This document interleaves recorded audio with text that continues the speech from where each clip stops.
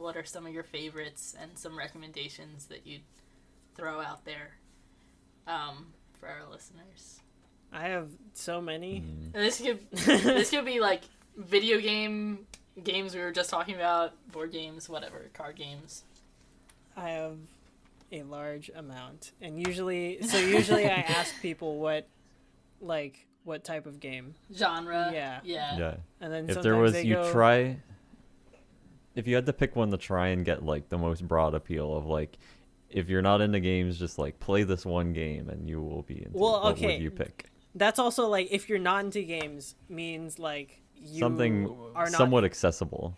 Well, because normally, like my like, if you are looking for a game and you play games, then I would recommend Hollow Knight, right? But that is not something that I would recommend to someone who like has not played games before, because it's kind of difficult. Yeah, but definitely. It does, like, I do think pretty much anyone who plays games will like it.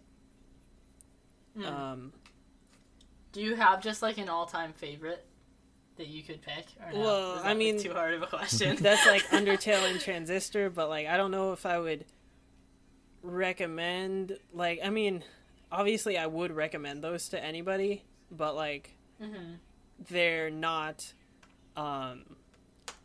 exactly games that anybody would like necessarily. Like To the Moon I would not recommend to anybody, because that's like just straight story. I would not recommend Night in the Woods, which is also one of my favorite games, to just anybody, because if you're like looking for difficult gameplay, etc., that's not really where you're gonna get it. So I guess I'll just like pick a few. I don't know. Go for it. Okay, I'll try to pick ones that are like not as well known. So the first one is my favorite puzzle game ever, is The Witness. It's just crazy. If you're just like, super into puzzles, you should play it. And if you're not super into puzzles, then you should not play it. It's like Logical. not. I can agree with the second part. Yeah. I 100%ed all the normal puzzles because I was just like, wow, this is so good. And I'm not like usually a crazy puzzle gamer.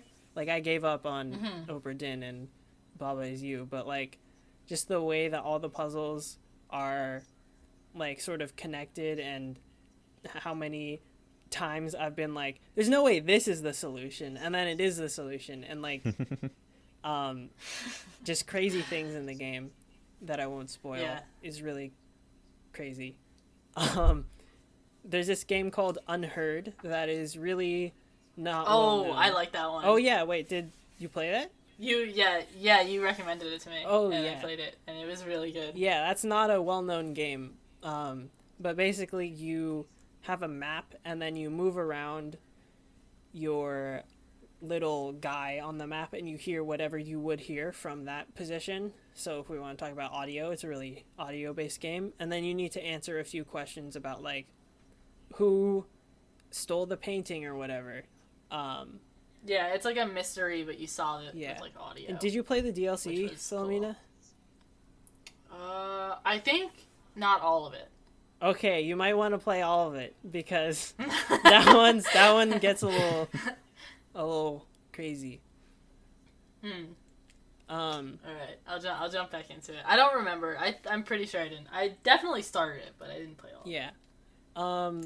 Another one for story is Iconoclasts. That's really underappreciated, I feel like. I really loved all the characters. It's like a puzzle platformer. It's like labeled as a Metroidvania, but it's not really a Metroidvania. It's more of just a puzzle platformer. But the story is really dark, and it really does not seem that way when you start the game. And the art is really, really like bright and vibrant, and the music is pretty good. But the characters are all just like super good. The plot is amazing.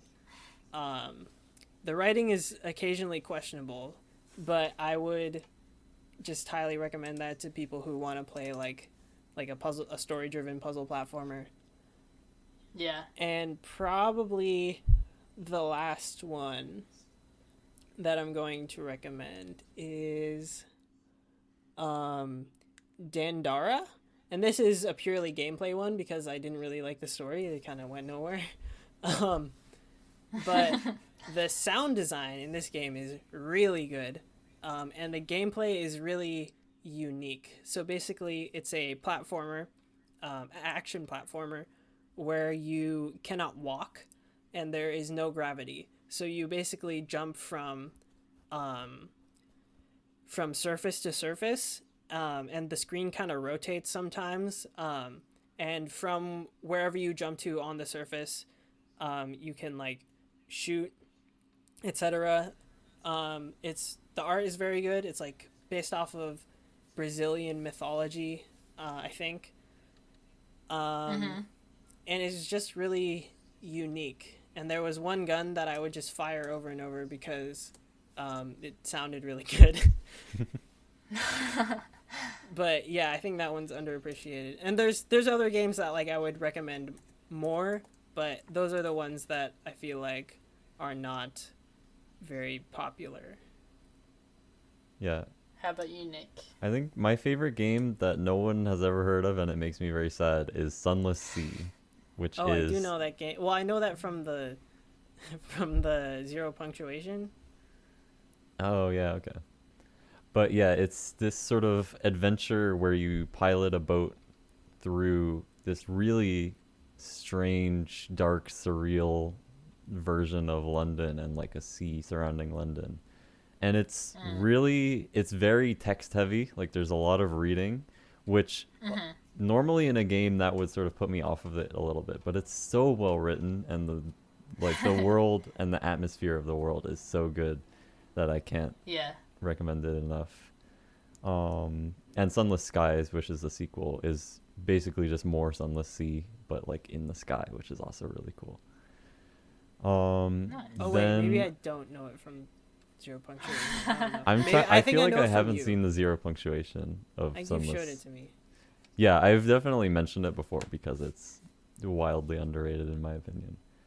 Then the next one, a much less underrated game, I think, is Control, which is a really great, just sort of, it's a somewhat standard shooty game in like the game mechanics, but it's really like spooky and surreal. Writing and characters and stuff is okay, but it's mostly just about exploring these wild environments.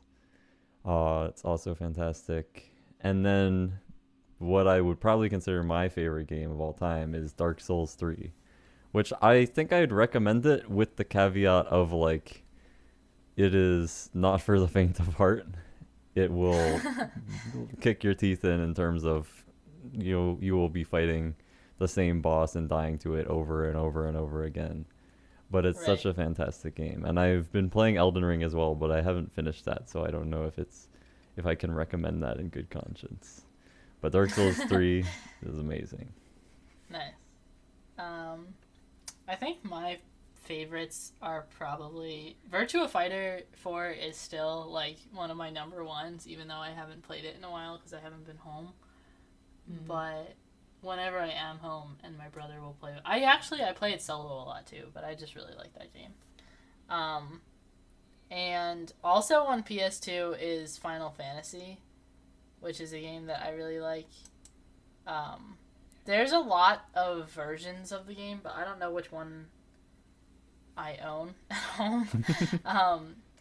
But I don't know if the characters change from like the version to version, but the one that I play at home, it has like 3 girls are like the main characters, and the one that's like the very main character has like music powers.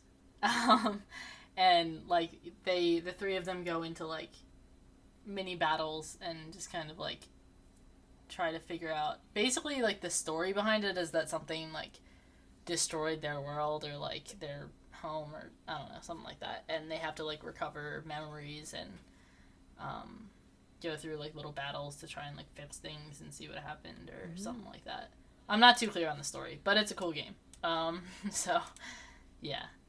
And I now like Brawlhalla a lot, so There you go. Yeah.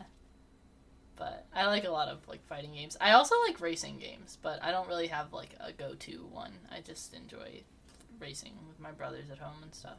So. Oh wait, hold on. I was Yeah. looking at Sunless Last Sea. minute edition. Do you know what this reminded me of that I thought about earlier but didn't bring up? Do you guys play Pop Tropica? I played that for like a day and didn't continue on. But a bunch of kids in school did. Yeah. That was so It's good. Ringing a bell for me was it like a browser game? Yeah, it was a browser game, and they had all these different quote-unquote islands, which were just like their own, campaign story, whatever. Mm-hmm. And you would just sort of play through them, and there were like cosmetics that you could unlock and would stay between islands. But all the islands were like very different for the most part. But one of the islands was a pirate island, and it looked a lot like Sunless Sea, except not as dark, because there was a section, most of it was you were going around trading stuff, and the map looked a lot like Sunless Sea. All right. I was gonna say one of the defining characteristics of Sunless Sea is how dark it is, but like it also has like the trading element of you're going around. Oh and yeah, I mean you it can just sort sell of trade looked. goods and things. It just had like the top down thing with all the islands and the place names, etc. Yeah, that makes sense.